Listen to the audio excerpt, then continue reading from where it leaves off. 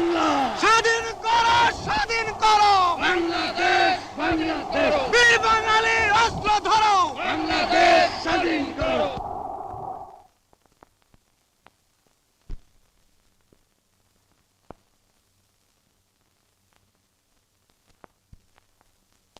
স্বাধীন বাংলার জাতির পিতা, স্বাধীন বাংলার জাতির পিতা মুজিবের পথ ধরো। মুজিব ভাই এসে গেছেন, তাকে আপনারা স্লোগান দিয়ে অভিবাদন দেন। শেখ মুজিবের পথ ধরো, বাংলাদেশ স্বাধীন করো, মুজিব ভাইয়ের পথ ধরো। বাংলাদেশ স্বাধীন করো, বাঁশের মাটি তৈরি করো, বাংলাদেশ স্বাধীন করো, বীর বাঙালি অস্ত্র ধরো, বাংলাদেশ স্বাধীন করো। বীর আপনারা জোরে স্লোগান ধরেন, আমার দেশ তোমার দেশ, বাংলাদেশ, বাংলাদেশ, আমার দেশ তোমার দেশ, বাংলাদেশ, বাংলাদেশ, স্বাধীন করো, স্বাধীন করো, বাংলাদেশ স্বাধীন করো।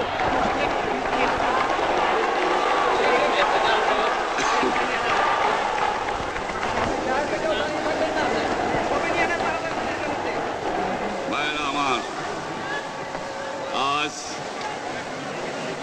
দুঃখ ভারাক্রান্ত মন নিয়ে আপনাদের সামনে হাজির হয়েছি। আপনারা সবই জানেন এবং বোঝেন, আমরা আমাদের জীবন দিয়ে চেষ্টা করেছি, কিন্তু দুঃখের বিষয় আজ ঢাকা, চট্টগ্রাম, খুলনা, রাজশাহী, রংপুরে আমার ভাইয়ের রক্তে রাজপথ রঞ্জিত হয়েছে। আজ বাংলার মানুষ মুক্তি চায়, বাংলার মানুষ বাঁচতে চায়, বাংলার মানুষ তারা আজ তার অধিকার চায়। কিন্তু দুঃখের বিষয়, আজ দুঃখের সঙ্গে বলতে হয়, 23 বছরের করুণ ইতিহাস, বাংলার অত্যাচারের, বাংলার মানুষের রক্তের ইতিহাস, 23 বছরের ইতিহাস, মুমূর্ষ নরনারীর আর্তনাদের ইতিহাস, বাংলার ইতিহাস, এদেশের মানুষের রক্ত দিয়ে রাজপথ রঞ্জিত করার ইতিহাস। 1952 সালে রক্ত দিয়েছি, 1954 সালে নির্বাচনে জয়লাভ করেও আমরা গদিতে বসতে পারি নাই। 1958 সালে আইয়ুব খান মার্শাল ল জারি করে 10 বছর পর্যন্ত আমাদের গোলাম করে রেখেছে। 1967 সালে 6 দফার আন্দোলনে 7ই জুনে আমার ছেলেদের গুলি করে হত্যা করা হয়েছে। 1969 সালে আন্দোলনে আইয়ুব খানের পতন হওয়ার পরে যখন ইয়াহিয়া খান সাহেব সরকার নিলেন, তিনি বললেন দেশে শাসনতন্ত্র দেবেন, গণতন্ত্র দেবেন, আমরা মেনে নিলাম। তারপরে অনেক ইতিহাস হয়ে গেল, নির্বাচন হলো। আপনারা জানেন দোষ কি আমাদের? আজকে আমি প্রেসিডেন্ট ইয়াহিয়া খান সাহেবের সঙ্গে দেখা করেছি, আপনারা জানেন, আলাপ আলোচনা করেছি। আমি শুধু বাংলার নয়, পাকিস্তানের মেজরিটি পার্টির নেতা হিসাবে তাকে অনুরোধ করলাম 15 ফেব্রুয়ারি তারিখে আপনি জাতীয় পরিষদের অধিবেশন দেন। তিনি আমার কথা রাখলেন না, তিনি রাখলেন ভুট্টো সাহেবের কথা। তিনি বললেন প্রথম সপ্তাহে মাসে হবে, তিনি মানে নিলেন। আমরা বললাম ঠিক আছে, আমরা অ্যাসেম্বলিতে বসবো, আমরা আলোচনা করব। আমি বললাম বক্তৃতার মধ্যে, অ্যাসেম্বলির মধ্যে আলোচনা করব। এমনকি আমি এ পর্যন্ত বললাম, যদি কেউ ন্যায্য কথা বলে, আমরা সংখ্যায় বেশি হলেও একজন যদিও সে হয়, তার ন্যায্য কথা আমরা মেনে নেব। আসুন বসি, আমরা আলাপ করে শাসনতন্ত্র তৈরি করি। তিনি বললেন পশ্চিম পাকিস্তানের মেম্বাররা যদি এখানে আসে, তাহলে কসাইখানা হবে অ্যাসেম্বলি। যদি কেউ অ্যাসেম্বলিতে আসে, তাহলে পেশোয়ার থেকে করাচি পর্যন্ত দোকান জোর করে বন্ধ করা হবে। তারপরেও যদি কেউ আসে, তাকে সন্ন্যাসার করা হবে। আমি বললাম অ্যাসেম্বলি চলবে। তারপরে হঠাৎ 1 তারিখে অ্যাসেম্বলি বন্ধ করে দেওয়া হলো। কি পেলাম আমরা?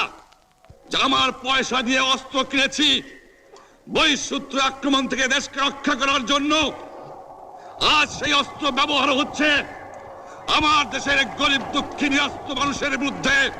তার বুকের উপরে হচ্ছে গুলি। আমরা পাকিস্তানের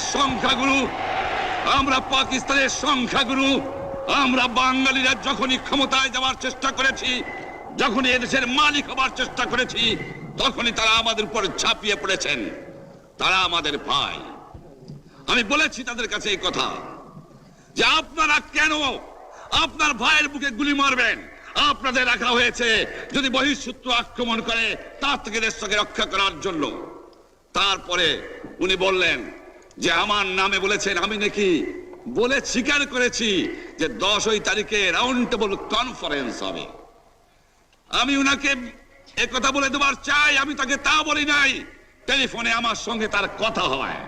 তাকে আমি বলেছিলাম, জনাব ইয়াহিয়া খান সাহেব, আপনি পাকিস্তানের প্রেসিডেন্ট, দেখে যান, ঢাকায় আসেন কিভাবে আমার গরিবের উপরে, আমার বাংলার মানুষের বুকের উপরে গুলি করা হয়েছে, কি করে আমার মায়ের কোল খালি করা হয়েছে, কি করে মানুষকে হত্যা করা হয়েছে। আপনি আসুন, দেখুন, বিচার করুন, তারপরে আপনি ঠিক করুন। আমি এই কথা বলেছিলাম। হঠাৎ আমার সঙ্গে পরামর্শ না করে বা আমাদের সঙ্গে আলোচনা না করে 5 ঘন্টা গোপনে বৈঠক করে যে বক্তৃতা তিনি করেছেন এবং যে বক্তৃতা করে অ্যাসেম্বলি করেছেন, সমস্ত দোষ তিনি আমার উপরে দিয়েছেন, বাংলার মানুষের উপরে দিয়েছেন।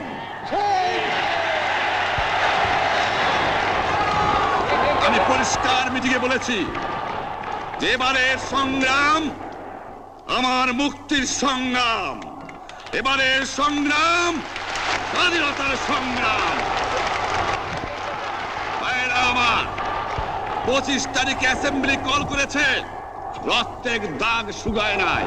আমি 10 তারিখে বলে দিয়েছি যে ওই শহীদের রক্তের উপর দিয়ে পাড়া দিয়ে আরটিসিতে মুজিবুর রহমান যোগদান করতে পারে না।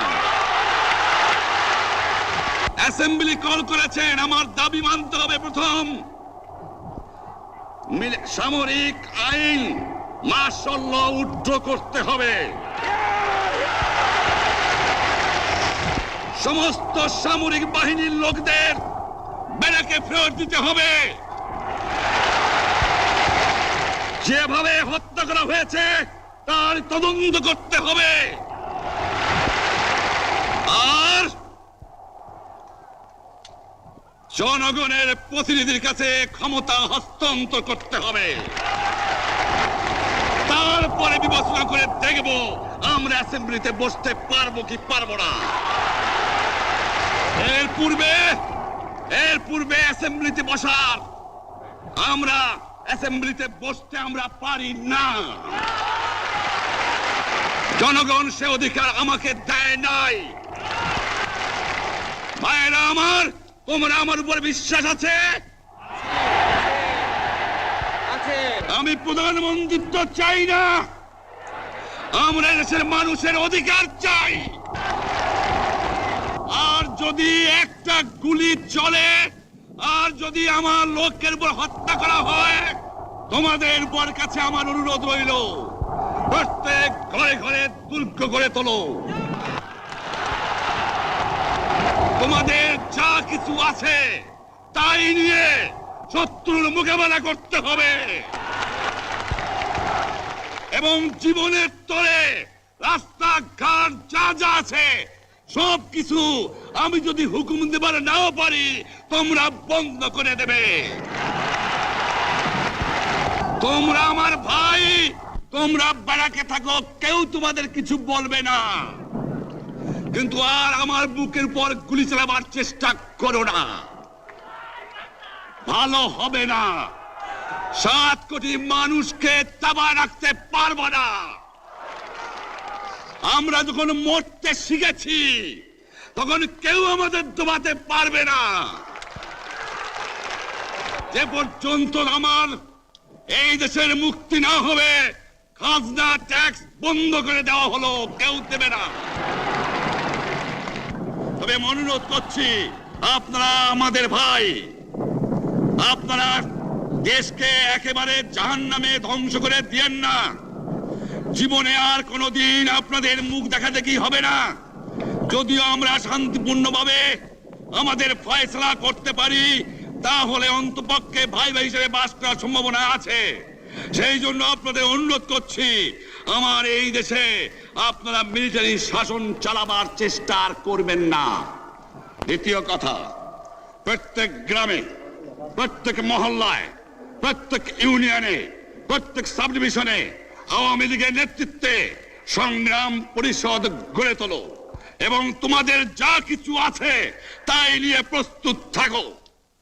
মনে রাখবা, রক্ত যখন দিয়েছি, রক্ত আরো দেব। এই দেশের মানুষকে মুক্ত করে ছাড়বো ইনশাআল্লাহ। এবারে সংগ্রাম আমাদের মুক্তির সংগ্রাম, এবারে সংগ্রাম স্বাধীনতার সংগ্রাম। আপনারা আমার উপরে বিশ্বাস নিশ্চয়ই রাখেন। জীবনে আমার রক্তের বিনিময়েও আপনাদের সঙ্গে বেইমানি করি নাই। প্রধানমন্ত্রিত্ব দিয়ে আমাকে নিতে পারে নাই, ফাঁসি কাস্টে আসামি দিয়ে আমাকে নিতে পারে নাই।